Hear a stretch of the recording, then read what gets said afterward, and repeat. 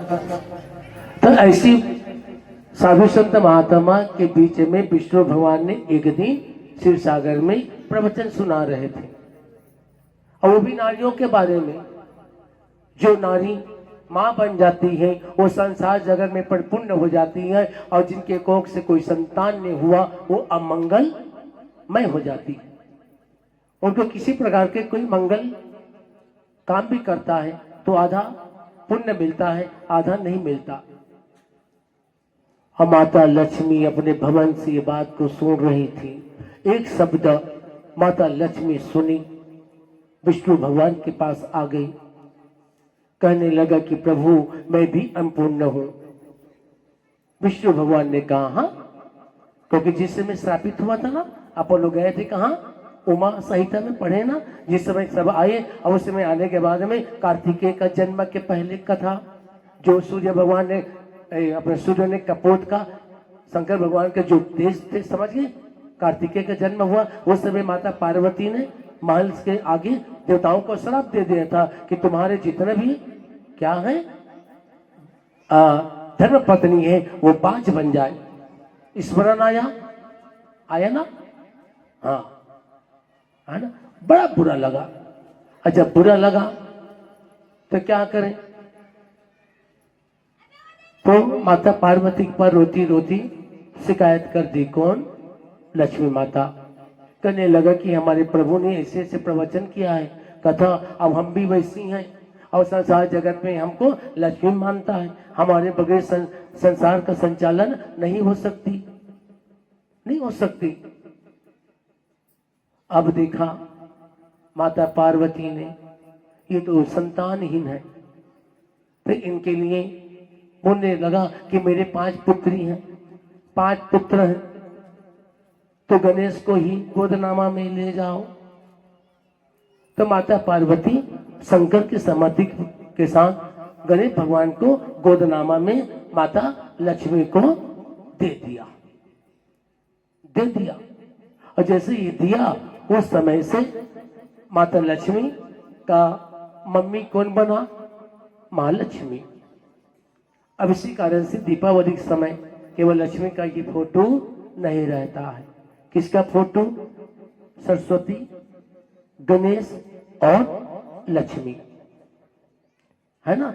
इस जो फोटो में देखते हैं उनका ये कथा के अंतर्गत वो फोटो जो तस्वीर है वो बना हुआ है। एक दिन फिर घमंड हुआ, यही अगस्त मुनि को बुलाई। विष्णु भगवान ने सारी चीज बता दिया कि मेरी अर्धांगिनी इतना घमंडी है, कपटी है, अब इनका अहंकार को चूराचूर करना है। ये अपने आप ये समझती है कि मेरे बगैर संसार नहीं चलेगा, मेरे बगैर विष्णु भी नहीं चल सकता, ब्रह्मा जी और कुबेर भी नहीं चल सकता। अगस्त मुनि को पूरा बता दिए। अब खाना खाने के लिए 2 लोक में गया। कौन? अगस्त मुनि। अनेक प्रकार के व्यंजन पूरा बनाए थे।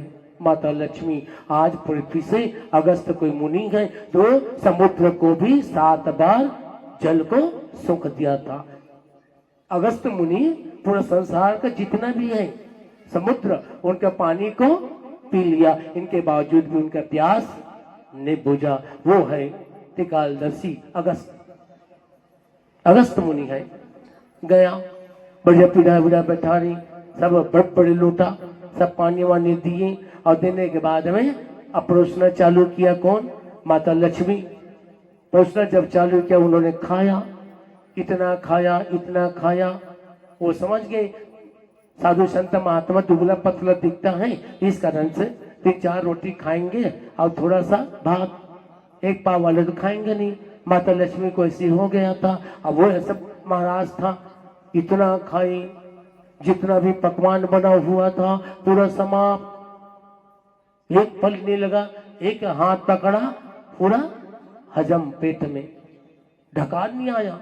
माता लक्ष्मी परोसते गई। माता लक्ष्मी का पूरा भंडार खत्म होने के बाद बोले, हे बेटा गणेश, अब तू आ जा, क्योंकि तेरे पास 2 अर्धांगिनी है, रिद्धि और सिद्धि, वो भी आए और खाना पकाए और अगस्त मुनि को दो। गणेश भगवान हलवाई का काम, कौन? गणेश भगवान रिद्धि सिद्धि तथा अस्तु करते रहे। एक एक फल में सारी चीज की व्यवस्था, जितने भी व्यवस्था करते थे सबको सब खा गई, लेकिन ढकार नहीं आया। अब क्या करें? कुबेर को बुलाया, चल कुबेर तेरे धन दौलत सब ला। कुबेर इतना लाया, अभी तक आधा पेट नहीं, अभी तो वो शुरुआत हो रहा है। बोले अभी तो मेरा आचमन है, ये तो बोले। अब बताइए, लक्ष्मी माता का भंडार खाली, रिद्धि सिद्धि गणेश का भी भंडार खाली, इसके बावजूद भी अभी क्या बोले? अभी तो भोजन की शुरुआत है, अभी तो मैं आचमन कर रहा हूं। अच्छा, आचमन वाली बात आ गई तो मैं बताना चाहता हूं व्यासपीठ के माध्यम से।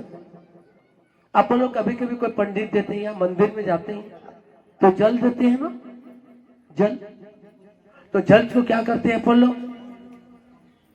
ले पंडित, ये देखो ना हाथ, देख हो गया।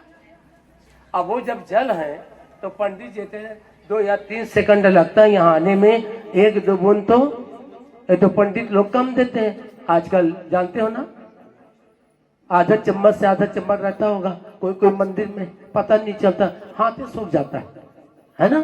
तो क्या करना चाहिए? लिया, पी लेते हैं, और पीने के बाद में ये पिछू ढा, कोई टावल में, कोई साड़ी में, बस हो गई। ऐसे तो मन करता हूं। शिव महापुराण की, लिंग पुराण की कथा 18 अध्याय क्या बोलता है? जब भी जल देते हैं तो याद रखना, मेरे हाथ को देखो, हमारे जीजी हो, ठीक, ये हाथ को यहां, अंगूठा को ये उंगली में ऐसा करो, करो करो, अब ऐसा कर दो। कितना गड्ढा बना? पहले अपन लोग ऐसे करते थे, ये एक गड्ढा ठीक है या एक गड्ढा? आ गया गड्ढा, देखो सभी करो आप लोग। हाँ, अब नीचे कर दो। अब देखो थोड़ा ताकत लगा, वैसे गड्ढा हो जाएगा। कितना गड्ढा हुआ? कहाँ है?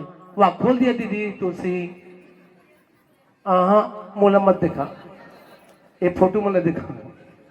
देखो ना, ये जो है एक, यहाँ पे ये करो, ये ना, ये हाथ को ऐसे करो ना, ये हाथ को ताकत से इधर कर दो, अब एक का ऐसे जमा दो, दिख रहा है? तो ये गड्ढा ज्यादा है, इसमें ज्यादा प्रसाद आएगा, तो इसमें आएगा, बताइए, जल इसमें आएगा ना। अब ये इसमें गुम जाता है क्योंकि इधर, और ये वाला जो है बिल्कुल दोना बन जाता है। बना तो नहीं बना दोना? आती है आप लोग को? हो गया? इसको थोड़ा सा ताकत बढ़ाओ दीदी, इधर ताकत लगाओ, अब इसको ताकत से इधर करो और उंगली को ऐसा करो, थोड़ा ताकत, गड्ढा बन गया। अब ये गड्ढा में पंडित जी चाहे आधा कप दे, चाहे 4 चम्मच दे, वो पूरा आ जाता है। ये घूमेगा नहीं, और घूमने के बाद में सीधा पियो, और पीने के बाद में पूरा अपने शरीर पर लगाओ।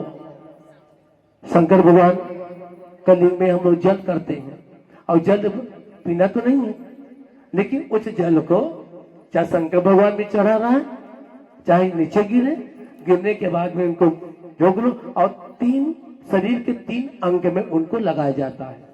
शंकर भगवान को जो लिंग है ना, उसमें जल को 3 जगह लगाने का लिंग पुराण में वर्णित किया गया है। पहला, वो जल को कहाँ लगाओ? मस्तक पर। कहाँ? पहला मस्तक, दूसरा ग्रीवा अर्थात गला, और तीसरा अपने नाभि में। 3 जगह है, पीना नहीं है, वर्जित है ना। तो 3 जगह अपन लोग उनको लगा सकते हैं, माथे पे, गले पे, और अपना नाभि के पास। और कथा के माध्यम से क्या क्या उपाय बताऊंगा तो क्या बोलोगे आप लोग?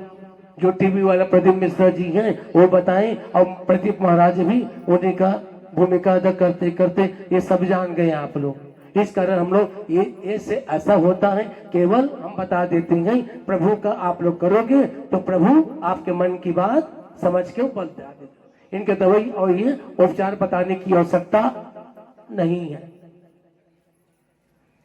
अन्यथा मत लेना। कोई कोई जो बताते हैं उपाय, वो कहीं पर भी नहीं। हम तो 3 लेखक का शिव महापुराण और लिंग पुराण की कथा पढ़ते हैं, हमको तो पता नहीं चलता। छोटे भाई हम दोनों 11 बजे तक बतियाते हैं, है ना। एक बार शिव भैया भी आ जाए, आप लोग जिस समय बैठे थे भैया उसी रात की बात है। राजू को छोटे महाराज को बताएं, मैं खोजता हूँ 1 बजे 2 बजे रात तक, वो कम से कम मिले तो, इतना बड़ा मोटा है, कम से कम मिले तो। अभी तक मैं डबल कहीं हो सकता है मेरी आंख से कहीं के ओझल हो गया होगा और पत्ता पलट दिया होगा कहीं पर। चलो कम से कम अच्छी बात है उनका भी, ऐसा नहीं कर सकते कम डर के कारण तो करें। उपासना जो है भगवान का, या डर से करो या भक्ति से करो, लेकिन कम से कम सिर तो हाथ जोड़ो तो कहीं, है ना। अब असली में कहा जाए तो शंकर भगवान का पूजा का प्रणेता वही है। कौन जानते थे। मैं कभी कभी जिस समय शिव महापुराण टीवी में नहीं आया था, उस समय 17 कथा करते थे। कौन? प्रदीप मिश्रा जी। उस समय से हम रामायण में पूरा हर चीज को बताए थे। जब आसपास में बताता था, ये महाराज कहाँ बताते, बेफालतू बोलते। रामचरित महाराज जब शिव कथाते थे तब मैं बता 5 उनका बेटियां हैं, वो भी नांग कन्या हैं, 5 उनका ये है, एक दामाद है। बड़ा आश्चर्य करता था, ये कहाँ से पढ़ते, ये कब मारा था बोलते। हाँ जी, अब मैं थोड़े जाग बताऊं भैया, क्योंकि आधा ज्ञान को छिपाना पड़ता है, जब वो आता है तब प्रकट करते हैं, तो थोड़े दिखाऊंगा आप लोग को पढ़ने के लिए, नकल मारने के लिए। मैं क्या बाद में वो आएगा, कुछ दिन के बाद ये भागवत पीछे हो जाएगा और शिव आगे निकल जाएगा।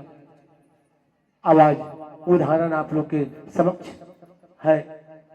हम पहले बता दिए थे, आज से 15 साल पहले, 20 साल पहले शंकर भगवान के बारे में, लेकिन उस समय हमारे चेतना नहीं आया कि आप शिव कथा करो, नहीं आए चेतना। और अगर चेतना आ जाती तो उसी समय छत्तीसगढ़ से ही शिव महापुराण के प्रथम उद्भव और उनका प्रगट शिव महापुराण का छत्तीसगढ़ धमतरी जिला ग्राम बजगाहन से वो पैदा होता, शिवलिंग की स्थापना अपना शिव महापुराण का। हम तो 20 साल हो गए, अब आज सबके सब जानकारी होना है ये बात, पूरी जानकारी होना है ये बात। शिवाय बोलो महाकाल की। तो ओंकारेश्वर